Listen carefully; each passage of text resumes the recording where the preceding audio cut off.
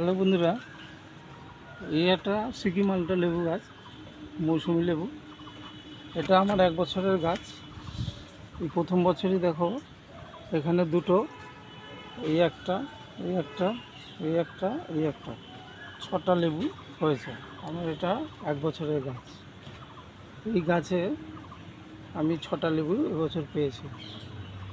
আগামী বছর হয়তো আরও ভালো হবে। এই লেবু গাছ হিসেবে খুবই ভালো লেবু, খুবই মিষ্টি, ভালো হয়। এবং লেবু গাছ আমি লাগিয়েছি, এতে মাটির সার হিসাবে খুব একটা কিছু ব্যবহার করিনি। হাড় গুঁড়ো, শিংকুচি, ভার্মি কম্পোস্ট, মাটি আর সর্ষের খোল, এই দিয়েই আমি বসিয়েছি।